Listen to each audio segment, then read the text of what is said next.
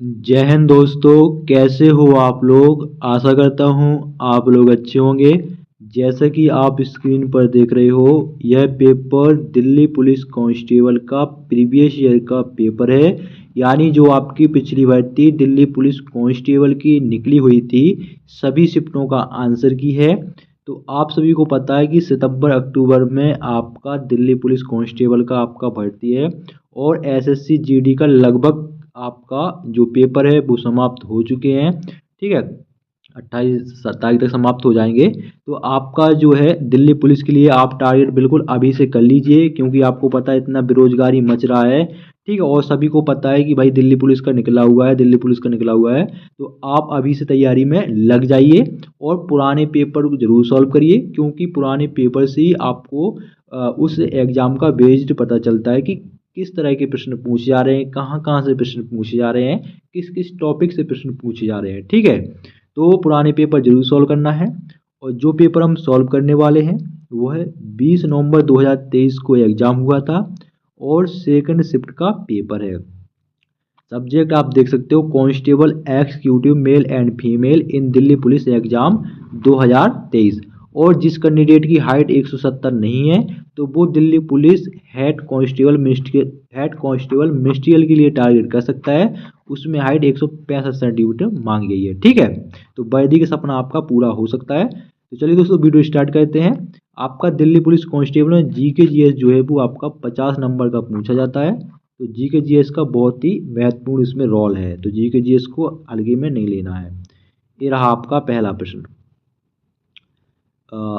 मुगल अभिलेखों के अनुसार अकबर के शासनकाल के दौरान डैश रैंक वाले 29 मनसबदार थे। कितने थे? 5,000 जात के 29 क्या थे? मनसबदार थे। ठीक है, तो ऑप्शन 2 आपका बिल्कुल सही हो जाएगा। तो ऐसे प्रश्न आपके हिस्ट्री के पूछे जाते हैं। ठीक है, अगला प्रश्न देखें। किस घटना के बाद महात्मा गांधी ने असहयोग आंदोलन वापस ले लिया था? तो वो है आपका, सभी को पता होगा, 1922 में चौरी चौरा हत्याकांड। ठीक है, और देखो, आपके जो प्रश्न होते हैं वो बार बार रिपीट होते रहते हैं, तो हो सके तो जितना हो जाए प्रीवियस ईयर के पेपर, जैसे 2022 में 2020 में भी निकली हुई थी दिल्ली पुलिस की, तो सॉल्व कर लेना। ठीक है, अगला प्रश्न। निम्नलिखित में से किस दिन नेताजी सुभाष चंद्र बोस की जयंती मनाई जाती? तो किस दिन मनाई जाती है? तो 23 जनवरी को मनाई जाती है। तो ऑप्शन 2 आपका सही हो जाएगा। ठीक है, और ये प्रश्न आपका केवल दिल्ली पुलिस में नहीं, आपके आरपीएफ कांस्टेबल, आरपीएफ एसआई में भी काम आएंगे। ठीक है, क्योंकि वही प्रश्न रहते हैं, अलग से नहीं बनते हैं। ठीक है, करंट अफेयर्स अलग से बनता है, बाकी ये तो वही रहते हैं। तो अगला प्रश्न है आपका, निम्न में से कौन सा नृत्य आमतौर पर उड़ीसा में किया जाता है? तो वो है आपका घुमरा नृत्य। कौन सा है? घुमरा नृत्य। तो ऑप्शन 2 आपका बिल्कुल सही हो जाएगा। ठीक है, अगला प्रश्न देखिए। खो खो मैदान की माप कितनी होनी चाहिए? तो ये भी कई बार पूछा जाता है, दिल्ली पुलिस में नहीं, एसएससी जीडी में भी पूछा गया है। तो कितना होना चाहिए? 27 × 100 मीटर, 16 मीटर। ठीक है, ऑप्शन 2 सही हो जाएगा। ठीक है, ऐसे खेल कूद वाले प्रश्न आपको करने हैं, यहाँ से आपके 4-5 प्रश्न पूछे जाते हैं। अगला, पंडित एस बालेश भजंत्री एक डैश कलाकार हैं। कैसे कलाकार हैं? शहनाई के कलाकार हैं। ठीक है, अगला प्रश्न देखिए। प्लेटीहेल्मिंथीज में पाचन तंत्र में कितने छिद्र होते हैं? तो इसमें एक छिद्र होते हैं। ठीक है, तो ये साइंस का प्रश्न था। अगला प्रश्न देखिए। अगला प्रश्न है आपका, पश्चिमी घाटों की सबसे ऊंची चोटी निम्नलिखित में से कौन सी है? ठीक है, तो ये आपका ज्योग्राफी का प्रश्न है, तो वो है आपका अनईमुडी। कौन सी है? पश्चिमी घाटों की, तो अनईमुडी हो जाएगा। अगला प्रश्न देखिए। किस ज्वारभाटा की ऊंचाई में भिन्नता होती है? तो वो है आपका मिश्रित ज्वारभाटा, क्योंकि वो मिक्स है। ठीक है, एक से बन के नहीं बना है, वो अलग अलग अलग मिलकर बना है, मिक्स है ना, तो ऊंचाई भी आपकी एक जैसी थोड़ी होगी। अगला, स्वर्ण सिंह समिति के सुझावों पर आधारित भारतीय संविधान में निम्नलिखित में से क्या जोड़ा गया था? तो क्या जोड़ा गया था? तो मौलिक कर्तव्य जोड़ा गया था। ऑप्शन 1 सही हो जाएगा। अगला प्रश्न देखेंगे। द्वितीय प्रशासनिक सुधार आयोग की कौन सी रिपोर्ट पंचायती राज की सिफारिशों से संबंधित है? तो वो है आपकी 6वीं रिपोर्ट। ऑप्शन 3 सही हो जाएगा आपका। ठीक है, अगला प्रश्न देखेंगे। 8वीं शताब्दी के मध्य में राष्ट्रकूट प्रमुख दंतीदुर्ग ने अपने चालुक्य अधिपति को पद से हटा दिया और डैश नामक एक अनुष्ठान किया। तो हिरण्य गर्भ यज्ञ अनुष्ठान किया था। ऑप्शन 4 सही हो जाएगा। राउरकेला इस्पात संयंत्र को डैश के सहयोग से विकसित किया गया था। तो जर्मनी के सहयोग से। ठीक है, अगला है थोड़ा स्पीड में करते हैं क्योंकि 50 प्रश्न है। प्रारंभिक वैदिक समाज में परिवार के मुखिया को किस नाम से जाना जाता था? तो कुलपा के नाम से जाना जाता था। अगला प्रश्न देखेंगे। भारतीय कम्युनिस्ट पार्टी का गठन 1925 में कानपुर, कहाँ पर? कानपुर में पहले पार्टी सम्मेलन में हुआ था। तो ऑप्शन 2 कानपुर हो जाएगा। अगला प्रश्न देखिए।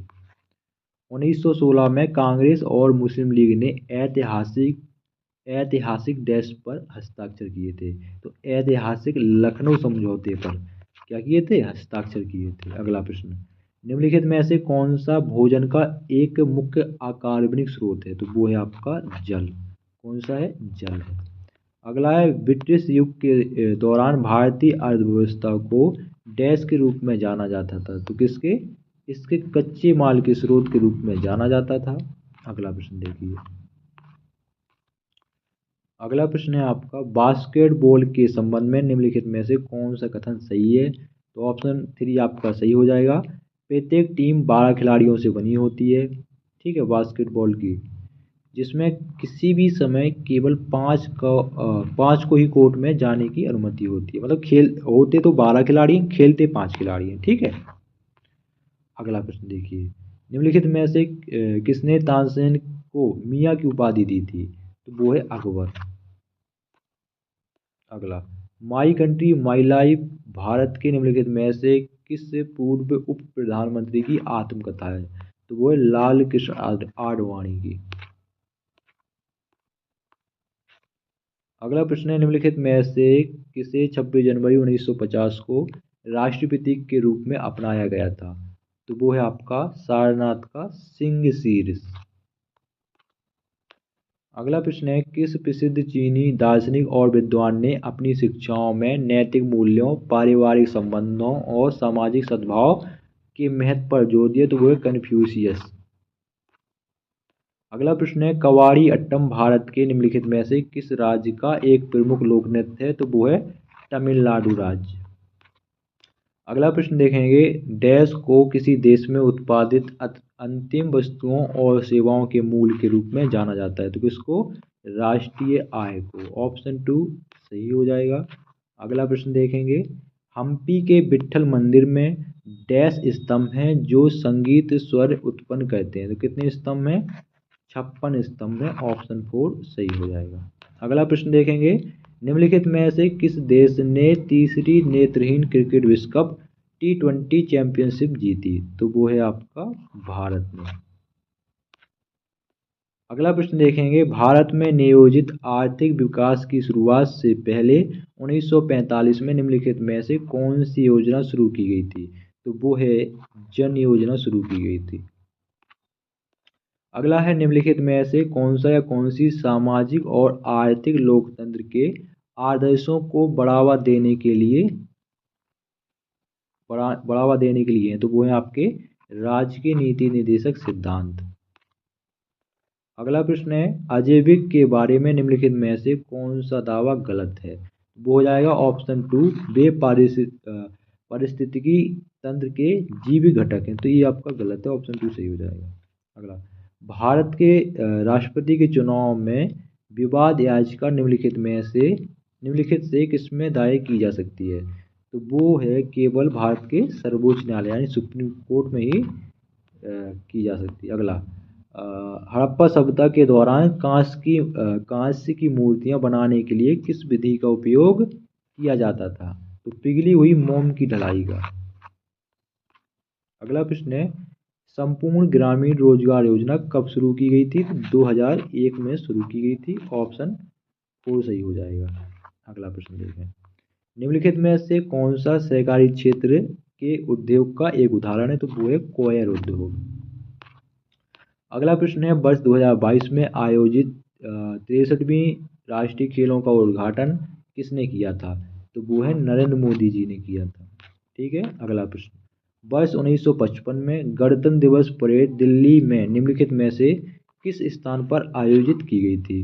तो राजपथ पर की जाती है, और राजपथ पर ही आयोजित की गई थी। अगला, किस भौतिक विज्ञानी को विकिरण परिघटना में व्यापक शोध तथा पोलेनियम और रेडियम की खोज के लिए जाना जाता है? तो वो है मैरी क्यूरी। अगला प्रश्न देखेंगे, पद्म भूषण पुरस्कार से सम्मानित कुमारी कमला डैश की प्रसिद्ध नृत्यांगना है? तो किसकी? भरतनाट्यम की। भरतनाट्यम तमिलनाडु राज्य का है। अगला प्रश्न है, निम्नलिखित में से किसने कामयानी की रचना की? तो वो है जयशंकर प्रसाद।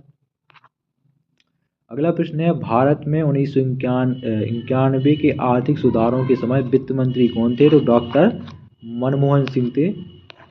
अगला प्रश्न देखिए, निम्नलिखित में से किस वर्ष में बाल गंगाधर तिलक ने होम लीग की स्थापना की थी?